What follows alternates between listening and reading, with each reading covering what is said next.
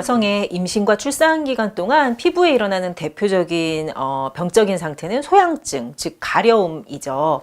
우선 임신 기간 중에 소양증, 가려움증은 임신으로 인해서 피부가 팽창되면서 발생할 수 있습니다. 주로 이제 배가 불러오면 복부 주변의 피부가 건조해지고 튼살이 되면서 간지러울 수 있는 게 대표적인 증상이죠. 이때는 보습제를 피부에 적절히 도포해주는 것이 우선 1차적인 처치법입니다. 그리고 만약에 임신 전에 습진, 아토피 피부염, 건선 등등의 피부 질환을 앓던 사람들이 피부 증상이 심해질 수도 있고요. 혹은 반대로 일시적으로 호전이 될 수도 있습니다. 보통 이제 습진이나 아토피 피부염 같은 증상은 심해진다고 하고요. 임신 기간 중에 자가 면역 질환에 해당하는 건선은 양호해진다고 하는데 아무래도 임신 기간 동안에 태아를 보호하기 위한 어떤 면역 반응과 관련이 있지 않을까 싶습니다. 그리고 임신 기간의 소양증 중에는 드물지만 커진 자궁에 담관이 압박받아서 담즙 배출이 일어나지 못해 일어나는 소양증, 가려움증이 있을 수 있는데 이때는 이제 오심이나 구토나 황달 등등이 동반되는 상태로 응급적인 처치가 반드시 필요합니다. 이 밖에 이제 임상적으로는 임신 중 소양증, 가려움을 유발하는 대표적인 질환은 아무래도 두드러기죠. 원래 두드러기는 항원이 있을 때 거기에 반응하는 알레르기 반응이죠. 이제 임신 기간 동안은 여성 호르몬이 이제 폭발적으로 증가를 하게 되고 임신 전과는 몸이 다른 환경에 처해져 있게 되기 때문에 그로 인해 임신 전에 알레르기 반응을 일으키지 않던 물질에도 예민하게 두드러기가 일어날 수도 있고 아니면 이제 아무런 특별한 항원이 없이도 시도 때도 없이 가려움을 동반한 임신성 두드러기가 발생할 수도 있습니다. 임신 기간 중에 소양증, 두드러기는 우선은 피부를 압박하는 옷을 피하는 것과 최대한 보습을 해줄 것을 권해드립니다. 아무래도 임신 기간 동안이 음식이나 약물에 대해 조심할 수밖에 없는 시기죠.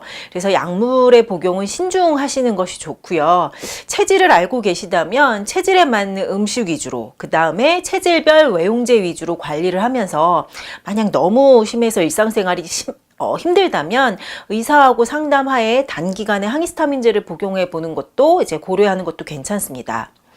이렇게 이제 임신 기간 동안의 소양증, 두드러기도 있지만 산후 소양증도 빈번하죠.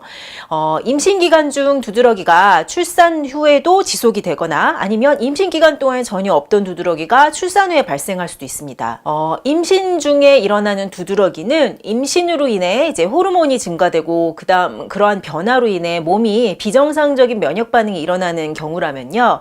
출산 후의 두드러기는 출산 후에 이제 산모가 산후조리가 부적절하거나 혹은 출산 후에 체력이 회복되지 못해 그로 인해 비정상적인 면역 반응이 일어난다라고 생각하시면 됩니다.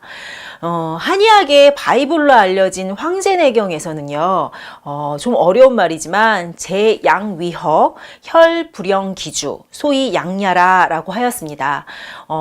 혈액이 이제 줄이나 즉 피부에 영양 공급을 제대로 하지 못해서 가렵게 되기 때문에 가려움증에는 반드시 음혈을 보호하는 치료가 필요하다는 것이 한의학적인 가려움의 치료법입니다. 산후 두드러기도 같은 맥락으로 볼 수 있겠죠. 출산으로 인해 손실된 음혈의 부족과 그다음에 출산 후 아무래도 이제 수면 부족이나 영양 부족 등등으로 인해 체력 회복이 제대로 이루어지지 않으면 면역 체계에서 이상 반응이 일어나고 그때 이제 히스타민 등과 같은 화학 매개물이 방출되어 두드러기가 발생하는 것입니다. 따라서 산후 두드러기는요, 우선적으로 4주 안팎의 기간을 제한해 드립니다. 그 기간 동안에 적절한 산후 조리를 해주면서 회복되는지 한번 잘 살펴보시고요. 만약 그 기간 이상으로 두드러기가 진행되거나 출산 이후 4주 이후에 발생한다면 출산 후 산모의 체력을 보강해주는 치료를 반드시 행해주는 것이 필요합니다. 임신과 관련된 소양증 정리하자면요. 임신 중 소양증 혹은 두드러기는 우선은 적절한 생활관리를 통해 관리 관찰하는 것이 필요하다. 임신 기간 중에는 약물의 복용보다는 체질에 맞는 음식이나 외용제나 보습 등으로 관리를 우선하는 것을 권해드립니다. 단 이제 출산 후 소양증, 산후 두드러기로 이어지신다면 적절한 치료가 되지 않으면 만성화될 수 있기 때문에 항히스타민제에 의존하기보다는 산모의 체력을 튼튼히 하고 회복을 돕는 치료법이 반드시 필요하다라고 할 수 있습니다.